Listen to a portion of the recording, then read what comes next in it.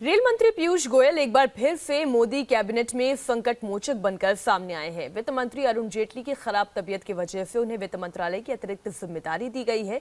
अब संभावना यह है कि इस बार का अंतरिम बजट पीयूष गोयल पेश करें। अयोध्या में भगवान राम के जन्म स्थान पर एक भव्य मंदिर बने। कांग्रेस पार्टी में रिजर्वेशन सिर्फ एक परिवार के लिए है और एक परिवार के सदस्यों के आगे वहां पे किसी के लिए कोई जगह नहीं है। वो डर गई हैं, ममता दीदी आज डर गई हैं। संसद के अंदर हो या संसद के बाहर, चाहे वो अपनी पार्टी का बचाव करना हो या फिर विरोधियों पर चुन चुनकर हमला, अपने इसी खास अंदाज के लिए जाने जाते हैं पीयूष गोयल। और अपने इसी खास अंदाज की वजह से वो एक बार फिर से मोदी सरकार के लिए संकट मोचक बन गए हैं।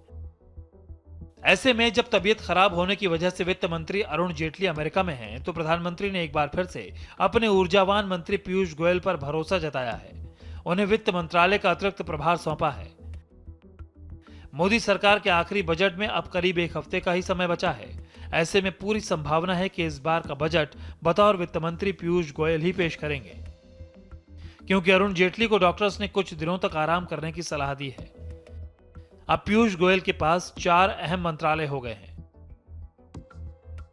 उनके पास पहले से ही रेल और कोयला मंत्रालय था। अब वित्त मंत्रालय के साथ कॉर्पोरेट अफेयर्स मिनिस्ट्री की भी अतिरिक्त जिम्मेदारी उन्हें मिल गई है।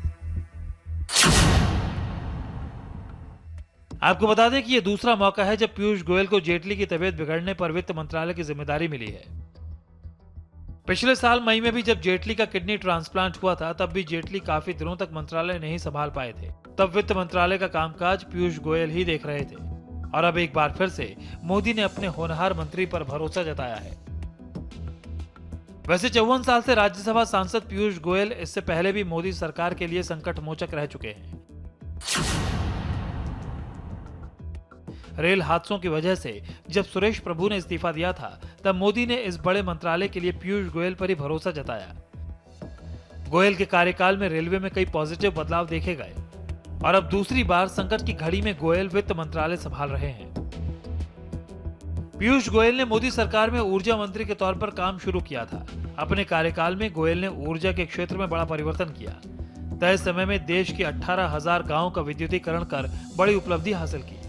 ऊर्जा के क्षेत्र में सबसे बड़े सुधार उदय योजना को सफलतापूर्वक लागू कराया और गांव के घर घर तक बिजली पहुंचाने का काम किया। इसके अलावा पीयूष गोयल ने कोयले की कमी से जूझ रही बिजली कंपनियों को अपने हुनर से उबारा। वहीं हमेशा घोटालों की मार झेल रहे कोयला आवंटन को ई-ऑक्शन के जरिए पारदर्शी बनाने का काम किया। पीयूष गोयल ने कोयला और रेल मंत्रालय में अपने कामों से लोहा मनवाया है। आज की तारीख में गोयल मोदी के भरोसेमंद मंत्रियों में से एक है।